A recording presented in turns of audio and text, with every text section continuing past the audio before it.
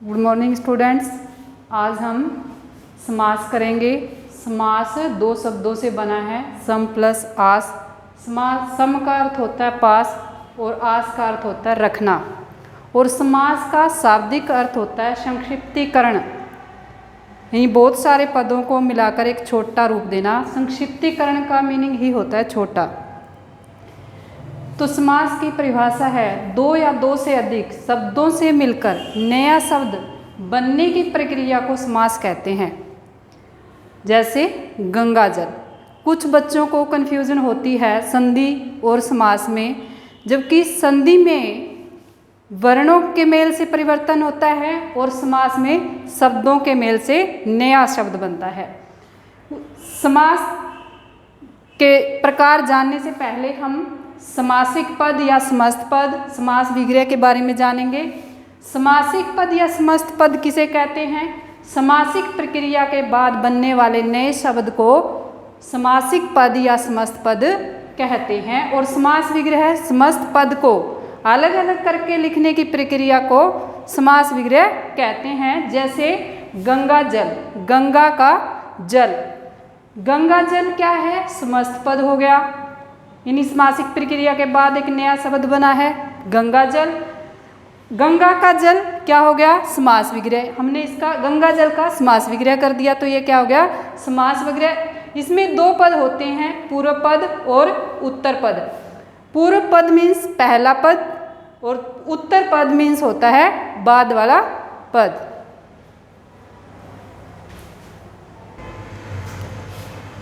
समास के प्रकार।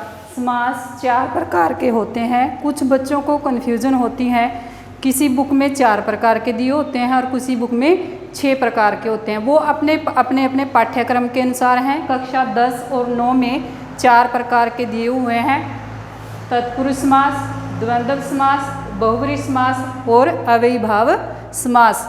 जबकि संस्कृत में समास को 4-5 भागों में बांटा गया है, उसमें केवल समास को जोड़ दिया गया है। तत्पुरुष समास के 2 भेद होते हैं, कर्मधारय समास और द्विगु समास। तत्पुरुष समास किसे कहते हैं? जिस समास में उत्तर पद प्रधान रहता है उसे तत्पुरुष समास कहते हैं, और पहला पद विशेषण होने के नाते गौण होता है। तत्पुरुष समास में विभक्तियों और परसर्गों का लोप हो जाता है। जैसे विभक्ति, जब हम समास विग्रह करेंगे, जैसे कर्म तत्पुरुष समास में को विभक्ति है तो को का लोप हो जाएगा। तत्पुरुष समास विभक्ति सहित समास होता है, जबकि कर्मधारय समास और द्विगु समास विभक्ति रहित समास होता है। तत्पुरुष समास जो विभक्ति सहित समास है वह 6 प्रकार का समास होता है। कर्म तत्पुरुष समास, करण तत्पुरुष समास, संप्रदान तत्पुरुष समास, आपादान तत्पुरुष समास, संबंध तत्पुरुष समास, अधिकरण तत्पुरुष समास। कर्ता और संबोधन को जोड़ा नहीं गया है। कर्म तत्पुरुष समास किसे कहते हैं? जिस समास जहाँ पूर्व पद में कर्म कारक की विभक्ति को का लोप हो जाता है वहाँ कर्म तत्पुरुष समास होता है।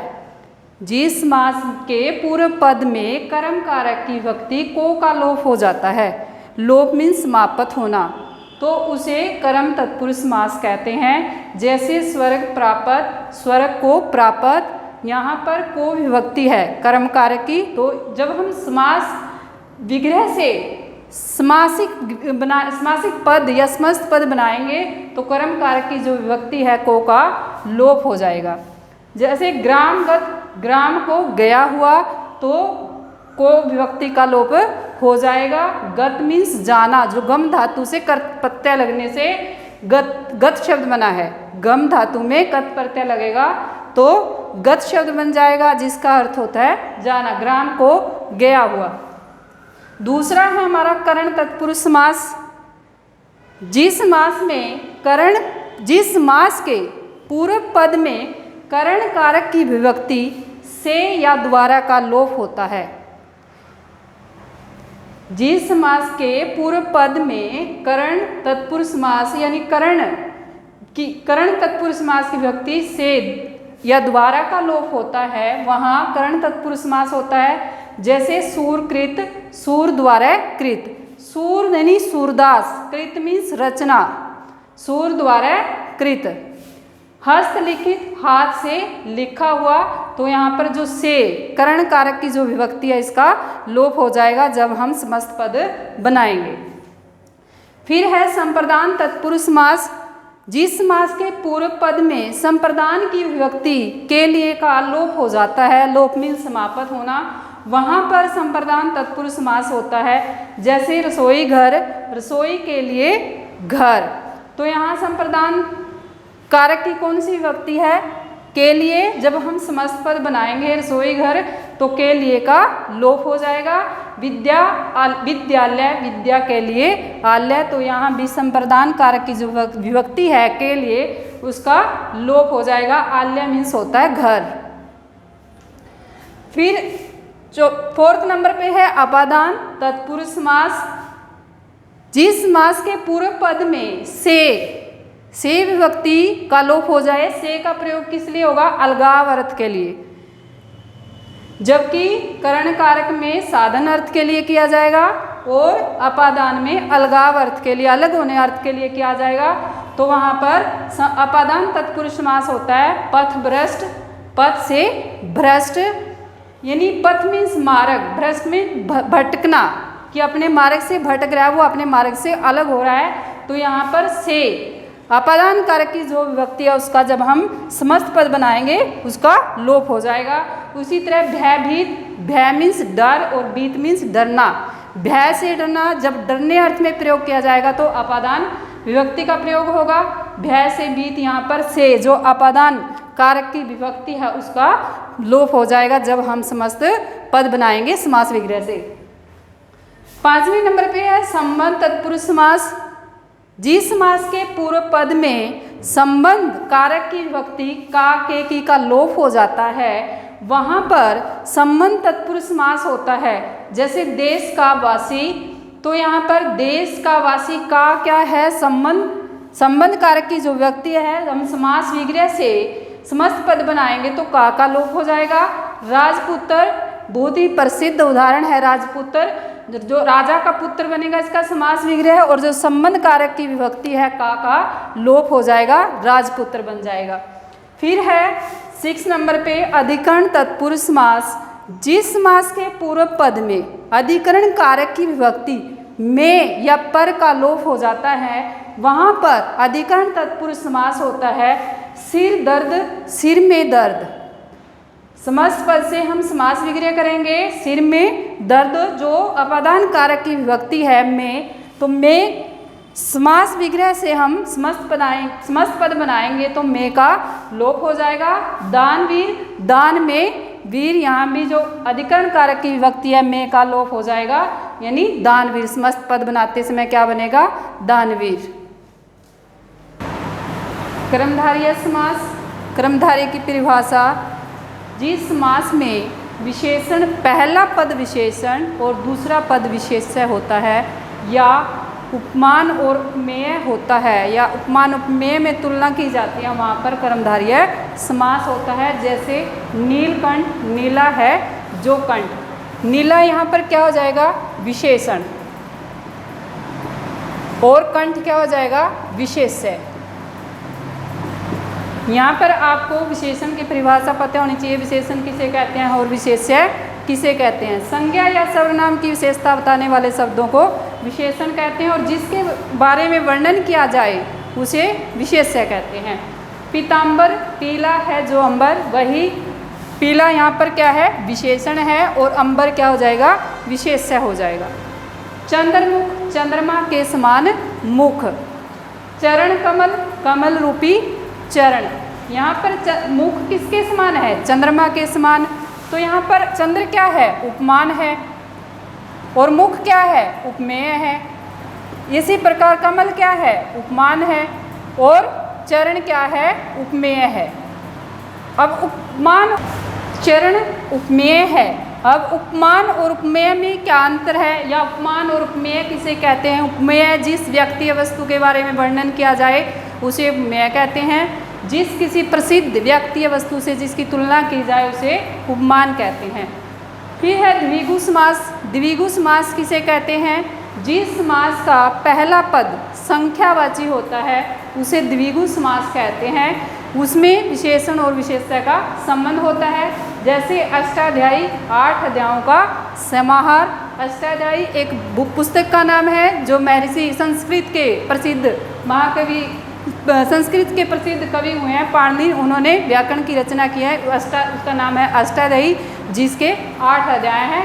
अष्टाध्यायी 8 अध्यायों का समाहार, त्रिलोक 3 लोकों का समाहार। दूसरे नंबर पर है द्वंद्व समास। द्वंद्व समास किसे कहते हैं? जिस समास में दोनों पद प्रधान होते हैं उसे द्वंद्व समास कहते हैं। और समास विग्रह करते समय और या अथवा योजक शब्दों को लगाया जाता है, और जब समस्त पद बनाते हैं तो योजक शब्दों को समाप्त किया जाता है, योजक शब्दों का लोप हो जाता है। जैसे माता पिता, माता और पिता, सुख दुख,